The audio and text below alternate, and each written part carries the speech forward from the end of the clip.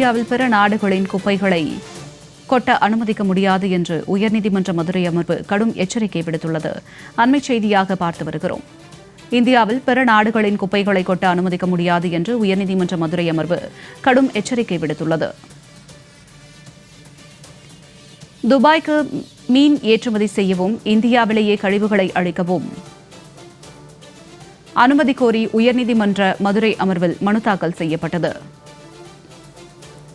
துபாய்க்கு மீன் ஏற்றுமதி செய்யவும் இந்தியாவிலேயே கழிவுகளை அழிக்கவும் அனுமதி கோரி உயர்நீதிமன்ற மதுரை அமர்வு மனு தாக்கல் செய்யப்பட்டுள்ளது. துபாய்க்கு மீன் ஏற்றுமதி செய்யவும் இந்தியாவிலேயே கழிவுகளை அழிக்கவும் அனுமதி கோரி உயர்நீதிமன்ற மதுரை அமர்வில் மனு தாக்கல் செய்யப்பட்டது. இந்தியாவில் பிற நாடுகளின் குப்பைகளை கொட்ட அனுமதிக்க முடியாது என்று இதில் உயர்நீதிமன்றம் தெரிவித்துள்ளது. தகவல்களோடு இணைகிறார் எமது செய்தியாளர் சல்மான். வணக்கம் சல்மான், இது குறித்த விரிவான தகவல்.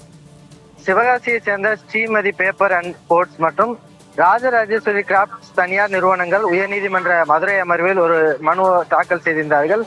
அந்த மனுவில் கனடா, அமெரிக்கா, சிங்கப்பூரில் இருந்து கழிவு காகிதங்களை இறக்குமதி செய்து வருகிறோம் எனவும் சுங்கத்துறை மற்றும் தமிழ்நாடு மாசு கட்டுப்பாட்டு வாரிய அதிகாரிகள் நடத்திய ஆய்வில் அந்த சரக்குகளில் பயன்படுத்தப்பட்ட பிளாஸ்டிக் பாட்டில்கள், கண்ணாடி துண்டுகள், உணவு கழிவுகள் உள்ளிட்ட நகராட்சி திடக்கழிவுகள் கலந்திருப்பது கண்டறியப்பட்டது. இதையடுத்து சரக்குகளை சுங்கத்துறை பறிமுதல் செய்து அபராதம் விதித்தது. மேலும் அவற்றை ஏற்றுமதி செய்யப்பட்ட நாடுகளுக்கே திருப்பி அனுப்ப உத்தரவிடப்பட்டது. எனவே துபாய்க்கு மீள் ஏற்றுமதி செய்ய அனுமதி வழங்கவும் அல்லது இந்தியாவிலேயே மறுசுழற்சி மற்றும் கழிவுகளை அழிப்பு நடவடிக்கைகளை மேற்கொள்ள அனுமதிக்க வேண்டும் என அந்த மனுவில் குறிப்பிட்டிருந்தனர்.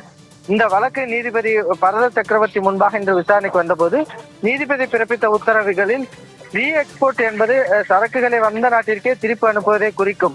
மூன்றாவது நாட்டுக்கு அனுப்புவது சட்டத்திற்கு பார்சல் சர்வதேச உடன்படிக்கையின் நோக்கத்திற்கு முரணானதாகும் எனவும், மேலும் வளர்ந்த நாடுகள் தங்களின் கழிவுகளை வளர்ந்து வரும் நாடுகளில் கொட்டும் நடைமுறை கழிவு காலனித்துவம் எனவும் குறிப்பிடுவதாகவும் கூட இந்தியா பிற நாடுகளின் குப்பைகளை கொட்டும் இடமாக மாற அனுமதிக்க முடியாது எனவும், ஒரு சட்ட விரோதத்தை மற்றொரு சட்ட விரோதத்தின் மூலமாக சரி செய்ய முடியாது.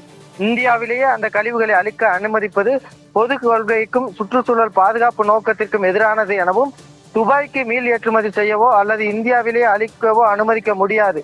அந்த கழிவுகள் ஏற்றுமதி செய்யப்பட்ட நாடுகளுக்கே மீண்டும் அனுப்ப வேண்டும் என வழக்கை தள்ளுபடி செய்து முடித்து வைத்து உத்தரவிட்டிருக்கிறார்கள். சல்மான், தங்களுடைய விரிவான தகவலுக்கு நன்றி.